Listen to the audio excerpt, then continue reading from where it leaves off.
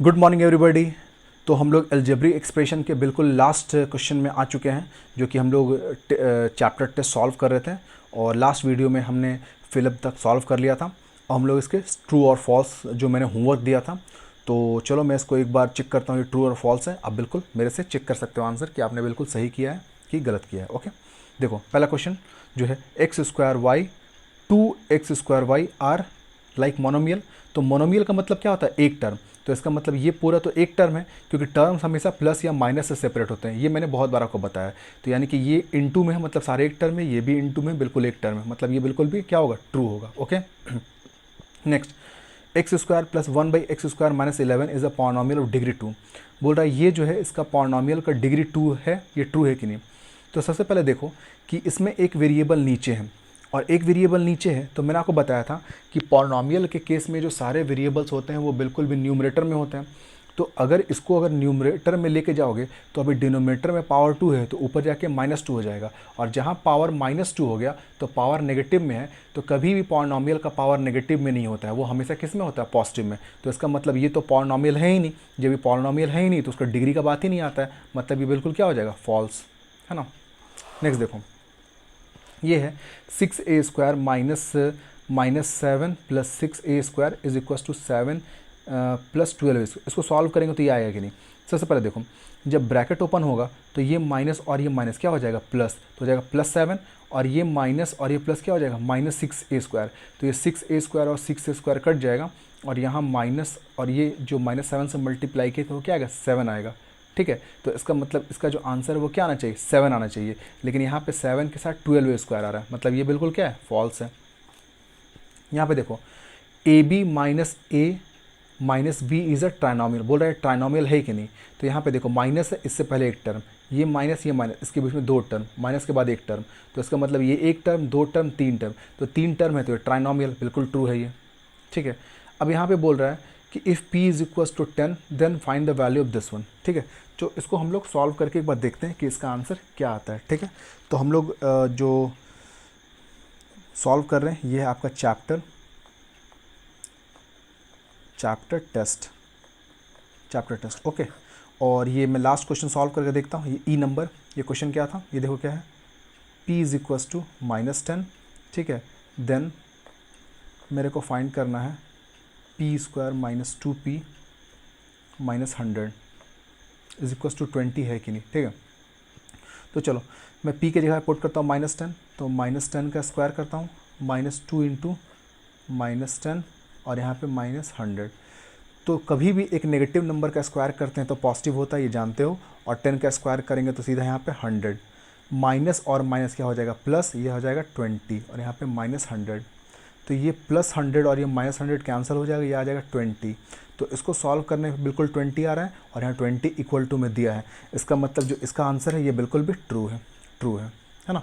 तो ये बिल्कुल भी ट्रू है। तो हम लोगों ने ये जो ट्रू फॉल्स मैंने होमवर्क दिया था तो मैंने डिस्कस कर लिया आपके साथ कि वो बिल्कुल ट्रू है कि फॉल्स है। ठीक है, अब लोग एक बार मैच द कॉलम देख लेते हैं। 15², तो 15² में कौन सा मैच कर रहा है? तो देखो यहाँ पे डिग्री 3 है 2 है 0 है। सबसे पहली बात, यहाँ वेरिएबल प्रेजेंट ही नहीं है, तो वेरिएबल प्रेजेंट नहीं है तो इसका डिग्री क्या हो जाएगा? 0। मतलब यहाँ पे इसका ये वाला जो पार्ट है देखो, मोनोमियल डिग्री 0, मतलब ये होगा इसका ए नंबर। ओके, नाउ आप देखो -5ab और 7bc, तो ये दो टर्म है। तो दो टर्म के लिए तो कम से कम इसमें डिग्री देख लेते हैं कितना है। ए और बी का 1 1 जोड़ेंगे 2, और बी और सी का जोड़ेंगे 1 1 2, मतलब दोनों के जो पावर से 2 है, तो इसका मतलब इसके जो डिग्री होंगे 2 होंगे। तो यहाँ पे डिग्री 2 वाला तो यही ऑप्शन दिख रहा है, तो इसका मतलब ये हो जाएगा बी नंबर ये। ओके, यहाँ पे तीन टर्म है, तीनों के एक बार डिग्री देख लेते हैं। x² y, तो यहाँ पे 3 हो जाएगा, यहाँ पे हो जाएगा 1 और यहाँ पे हो जाएगा 2। तो इसके डिग्री कितना है? 3 है। तो डिग्री तो 3, ये दोनों ऑप्शन है, लेकिन पहले पढ़ लेता हूँ। आई एम अ मोनोमियल, लेकिन ये तो मोनोमियल नहीं है क्योंकि 3 टर्म है। तो 3 टर्म मतलब क्या? ट्राइनोमियल। तो इसका मतलब आंसर सेकंड होगा, I am a trinomial with degree 3। तो ये हो जाएगा आपके लिए सी, और जो लास्ट बचा डी तो ये हो जाएगा आपके लिए डी। ठीक है, तो ये सारे आंसर्स हम लोगों ने बिल्कुल मैच द कॉलम को कर लिया। ओके, अब देखते हैं क्वेश्चन नंबर 4। तो a student wrote an algebraic expression 5 less than a number n divided by 3 as n -3/5 what error did he student make. ठीक है, तो ये एक अच्छा क्वेश्चन है, इंपॉर्टेंट क्वेश्चन है। ठीक है, देखते हैं इसको कैसे क्या सॉल्व करना है। ठीक है, तो क्वेश्चन में दिया हुआ है कि the student wrote an algebraic expression 5 less than a number n। ठीक है, अगर आपके पास सॉरी मैं लिख लेता हूँ क्वेश्चन नंबर कितना, ये 4 है, ओके ना, 4 नंबर। ओके, देखो student wrote an algebraic expression 5 less than a number n, मतलब कि कहने का मतलब है कि अगर कोई भी आप एक नंबर है उसमें 5 लेस करना चाहते हो, जैसे मान लो आपके पास एक नंबर है 100 में आपको 5 लेस करना है, तो क्या करते हो, 100 - 5 करते हो, 100 - 5 है ना। तो अगर या फिर आपके पास एक नंबर है 10 में से आपको 5 लेस करना है, तो 10 - 5 करते हो। तो कोई भी आपके पास एक गिवन नंबर है, उसमें कोई भी नंबर एक लेस करना चाहते हो, तो आप उससे सब्ट्रैक्ट ना करते हो। तो यहाँ पे देखो एक स्टूडेंट को लिखना है 5 लेस देन ए नंबर, तो मान लेते हैं जो गिवन नंबर है, जो गिवन नंबर है, जो गिवन नंबर है उसको मान लेते हैं n। जो गिवन नंबर है उसको हमने क्या मान लिया, n मान लिया। अब मेरे को इससे 5 लेस लिखना है। अब देखो 5 less then given number,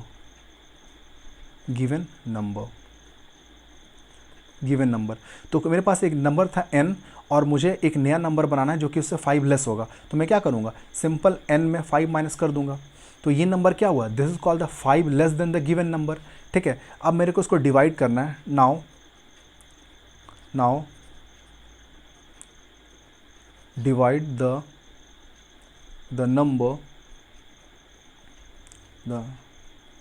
number by 3। अब मुझे ये जो नंबर है इसको 3 से डिवाइड करना है, तो मैं कैसे लिखूँगा, n - 5 divided by 3, n - 5 divided by 3। तो इसका मतलब मेरी जो करेक्ट आंसर है वो क्या हो जाएगा, n - 5 डिवाइडेड बाई 3। लेकिन जो स्टूडेंट है उसने कैसे लिखा है, देखो उसने लिखा है n/3 - 5। तो स्टूडेंट ने कैसे लिखा है, आंसर मैं यहाँ लिखता हूँ, आंसर जो उसने दिया था, जो बच्चे ने आंसर दिया वो कैसे दिया था, देखो n/3 और -5 उसने दिया था ऐसे। तो ये चेक करो कि सही है कि नहीं है। तो जब इसका एलसीएम लेके हम लोग चेक करेंगे तो यहाँ पे कुछ नहीं है तो 1 हो जाएगा, 3 और 1 का एलसीएम 3, ओके। तो आ जाएगा n - 1 के टेबल में 3 बार में, तो 5 को मल्टीप्लाई करेंगे 3 से 15। तो जो स्टूडेंट ने जो आंसर दिया था वो था n/3 - 5 और उसको सॉल्व करेंगे तो आता है n - 15/3। लेकिन जो करेक्ट आंसर है वो क्या है, n - 5/3। तो इसका मतलब जो स्टूडेंट ने जो ये आंसर दिया था, ये बिल्कुल भी क्या है, इनकरेक्ट, क्योंकि करेक्ट आंसर जो यहाँ पे हमने लिखा है वो बिल्कुल करेक्ट है। ठीक है, एक बार फिर से मैं आपको तुरंत समझा देता हूँ। मेरे पास एक गिवन नंबर है n, अब मेरे को एक दूसरा नंबर लिखना है जो कि इस गिवन नंबर से 5 कम है। तो मैं क्या कर रहा हूँ, इस गिवन नंबर है 5 सब्ट्रैक्ट कर देना हूँ। ठीक है, अब ये जो नंबर आया, अब इस नंबर को 3 से डिवाइड करना है। तो ये जो नंबर है n - 5 इसको 3 से डिवाइड कर रहे हैं, तो डिवाइड कर रहे हैं मतलब एक लाइन खींच कर नीचे 3 लिखेंगे, यही डिवीजन का तरीका होता है। तो ये तरीका ऐसे है। लेकिन जो स्टूडेंट को ऐसा करने के लिए बोला गया था उसने कैसे नंबर को लिखा, n/3 - 5 लिखा था। तो जब इसको हम लोग सॉल्व करते हैं तो वो n - 15/3 आता है। तो ये तो बिल्कुल गलत तरीका है लिखने का, यानी कि उसने गलत लिखा था, क्योंकि एक्चुअल आंसर क्या होगा, n - 5/3। तो ये बिल्कुल करेक्ट आंसर है। ओके, तो ये इसका आंसर था। अब हम लोग देखते हैं next question, add this and this. ये 3 टर्म है, इसको मेरे को ऐड करना है। ठीक है, तो देखो इसको मैं कैसे ऐड करता हूँ। 5 नंबर ये है -x + 2y, comma -y + 3z, comma -z + 4x, comma -x + y + z, x + y + z। ये मेरे को ऐड करना है। ठीक है, तो इसको आप हॉरिजॉन्टल मेथड से ऐड करो, ज़्यादा आपके लिए इजी होगा। तो देखो हम लोग कैसे उसको ऐड करेंगे, ये लिखेंगे -x + ये 2y, फिर -y। ठीक है, -y। पहले ऐसा करो, सबको एडिशन के फॉर्मेट में लिख लो। ये आ गया ये। अच्छा, मैं इसको साफ से लिखता हूँ, देखो इसको ऐसे लिखो, -x ब्रैकेट यूज़ कर रहा हूँ + 2y। ठीक है, ये ब्रैकेट। अब इसमें ऐड करना है इसको -y + 3z, फिर यहाँ ब्रैकेट, फिर प्लस का sign, -z + 4x bracket close plus फिर यहाँ पे लिखोगे इसके अंदर यहाँ पे माइनस और यहाँ पे x plus y plus z. ठीक है, तो सारे टर्म को मैंने ब्रैकेट के साथ बिल्कुल एडिशन में लिख लिया है। ठीक है, अब मैं एक एक करके ब्रैकेट ओपन करूँगा तो यह आ जाएगा minus x plus 2y plus minus minus तो माइनस वाई प्लस और प्लस प्लस कितना आ जाएगा प्लस 3z प्लस और माइनस क्या हो जाएगा माइनस z प्लस और प्लस क्या होगा प्लस 4x। ठीक है, अब देखो प्लस है और यहाँ पे माइनस है, क्या हो जाएगा माइनस। तो जब इसको सॉल्व करोगे तो ये प्लस और माइनस क्या हो जाएगा माइनस, और फिर जब माइनस को x से मल्टीप्लाई करोगे तो माइनस एक्स, माइनस को y से मल्टीप्लाई करोगे तो माइनस वाई, और माइनस को z से मल्टीप्लाई करोगे तो माइनस जेड। तो ये मैंने लिख लिया। अब मेरे को यहाँ पे लाइक टर्म्स देख लें कौन कौन से लाइक टर्म्स है। ठीक है, तो देखो ये x और आप देखो ये x और ये x के 3 टर्म है। इसको अब जब सॉल्व करोगे तो देखो ये माइनस एक्स और माइनस एक्स कितना हो जाएंगे माइनस 2x, और 4x माइनस 2x कितना आ जाएगा 2x। ठीक है, चलो ये हो गया। अब y का टर्म देखता हूँ, तो y का टर्म हो गया ये, फिर ये एक दूसरा हो गया y का टर्म, और ये 3 हो गया y का टर्म। तो आप देखोगे इसको भी सॉल्व करेंगे तो ये माइनस वाई और माइनस वाई कितना हो जाएगा माइनस 2y, और प्लस 2y के साथ करेंगे तो पूरा कैंसिल हो गया, क्या हो जाएगा 0। तो आप इसको 0 लिख दो। ठीक है, अब यहाँ पे z का टर्म देखते हैं, तो z का टर्म कौन कौन सा है 3z है, z है, और एक यहाँ पे ये z है। ठीक है ना, देखो तो माइनस जेड और माइनस जेड माइनस 2z और प्लस 3z के साथ सब्ट्रैक्ट करेंगे तो कितना आ जाएगा प्लस z। तो 2x प्लस 0 प्लस z, इसको आप डायरेक्ट आंसर लिख सकते हो 2x प्लस z। तो ये इसका बिल्कुल भी करेक्ट आंसर होगा। ओके, तो ये था क्वेश्चन नंबर 5। ठीक है, अब यहाँ पे क्वेश्चन क्या बोल रहा है what must be added to make this one. ये बहुत ईजी था, ऐसे क्वेश्चन हम लोगों ने बनाया था मल्टीपल चॉइस में क्वेश्चन नंबर 8। अगर आप ये क्वेश्चन नंबर 8 अगर समझ गए होगे तो इस क्वेश्चन को आप बहुत ईजिली बना सकते हो।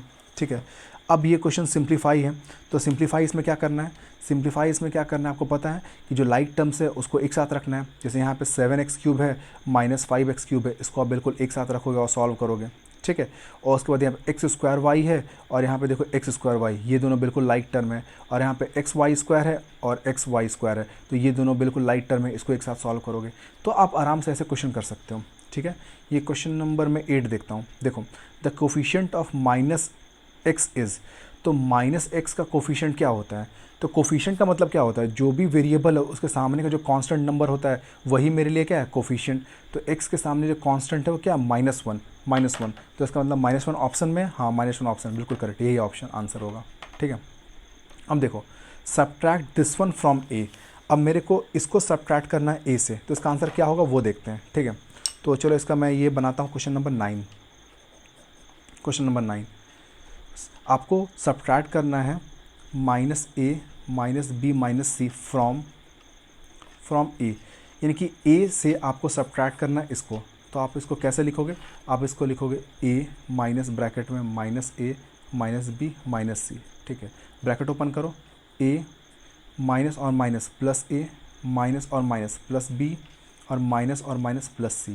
ठीक है, जब इसको ऐड करोगे a कितना आ जाएगा 2a plus b plus c, तो इसका आंसर आएगा 2a plus b plus c। तो आप देखो ये ऑप्शन कहीं अवेलेबल है, हाँ 2a plus b plus c, इसका मतलब ये आंसर होगा। ठीक है, तो हम लोगों ने ये अलजेब्रिक एक्सप्रेशन का सारा चैप्टर को बहुत अच्छे से कर लिया। ठीक है, अब ये देखो एक लास्ट यहाँ पे क्वेश्चन दिया, एक बहुत ही इंपॉर्टेंट क्वेश्चन है, ये एक बहुत ही इंपॉर्टेंट क्वेश्चन है। ठीक है, इसको अच्छे से प्रैक्टिस करना है, और इसमें करना क्या है वो देखो, यहाँ पे एक ट्रायंगल है, ट्रायंगल का वैल्यू ये है, एक सर्कल है, सर्कल का वैल्यू ये है, और यहाँ पे एक स्क्वायर है उसका वैल्यू ये है। तो ट्रायंगल का वैल्यू, सर्कल का वैल्यू और स्क्वायर का वैल्यू दिया हुआ है, और आपको फाइंड करना है triangle plus circle minus square.